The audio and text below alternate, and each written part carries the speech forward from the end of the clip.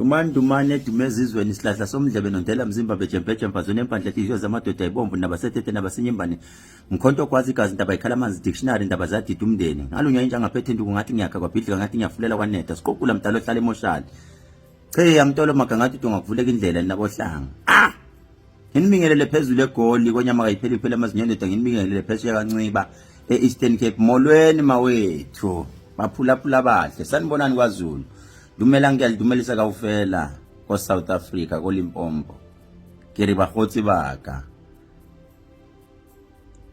bafowethu ukhehlelezi ke lo okhulumayo okoqala wherever you are uma le video uyibona ku Facebook ngicela ulike page lami ufollow uma uyibona ku TikTok please bathi kwa TikTok ya like khona ku like and I don't know whether it's follow. By the way, I'm just here to explain. I know I don't owe anyone any explanation, but from the allegations and the pictures that were trending on social media, that I'm in a critical condition. I was like, and then, but anyway, it's good to see South Africa being busy with something maybe about your name.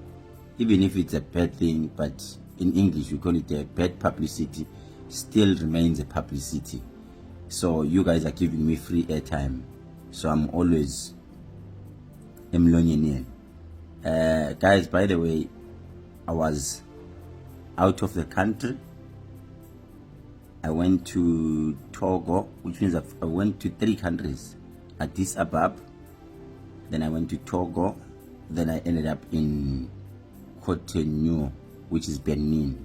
So when you're traveling to these countries, you need to have a yellow fever, and there are mosquitoes and different diseases, monkeypox, malaria. So when I came back, I had to go and do ama-checkups. Ngadonsa amagazi. Mina ke ngulo muntu kancane kancane uhamba udonsa igazi just to check my health ukuthi ngi right yini. So ngahamba ngadonsa amagazi ngacheckwa ukuthi monkeypox no, because I was just suspecting ngengaba ne rash I understand. So bangichecka check. So bathi if ever unereshe kanjena maybe monkeypox, but no, you need to sit there up until my results abuye lab. So abuya ke I spent only a night, nothing serious. Bangichecka extend bang release, but no, it's fine. Uzoso ke niyamazi ke njengoba igama lakhe lithi uzoso uhlala osanje indaba. There was nothing serious. Izitha zami go back and have ama conferences ukuthi ningishaya kanjani because ngiyaphila ngumqemane. Cha angiguli ngi right nje. Ngi right ba checkile ba checka bathi no, everything is okay. Yeah, kuyatrenda angazi ini lento yini, but anyway guys, I'm back. Izinto ngibuye nazo bayazi ke osomabhizinisi abakhulu nabancane. Kahle kahle ake ngithi abantu abalanda amandla kimi bayazi mangisho kanjalo ngibuyile. You are more than welcome to come. Sibuka ukuthi yini engakufanele yini efanele idlozi lakho. Ezingihlala ngisho ngithi please don't come to me if ever awukaze wangiphupha. Don't come to me mongakaze ungiphupha. Don't come to me uzela ukuthi udumile ukhehlelezi. No. Come to me mauna following problem.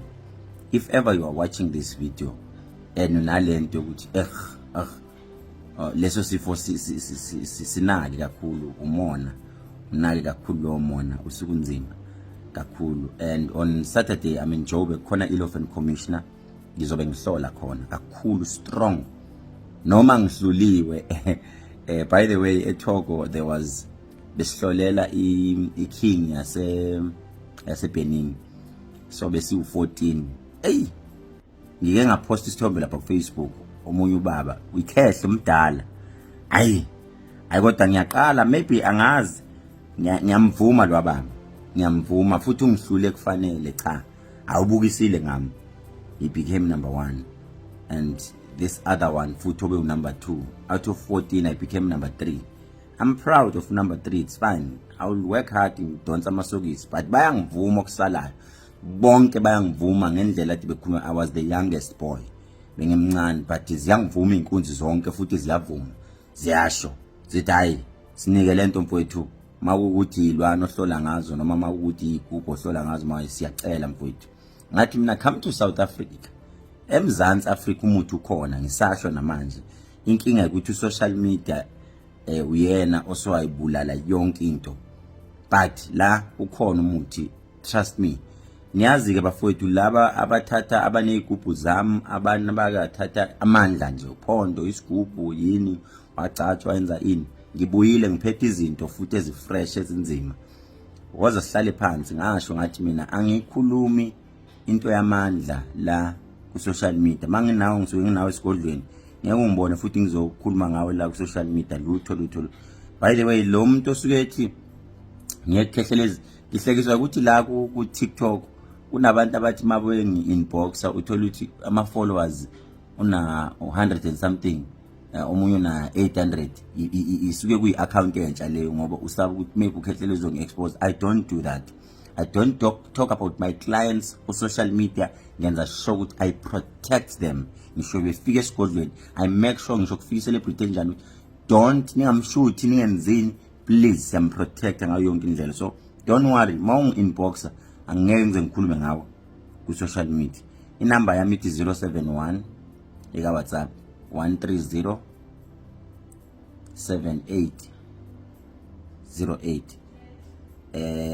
eka eyasegoli if ever kunama bookings wafunayo 066 00. Yes auntie I'm coming 266 33. Yes auntie.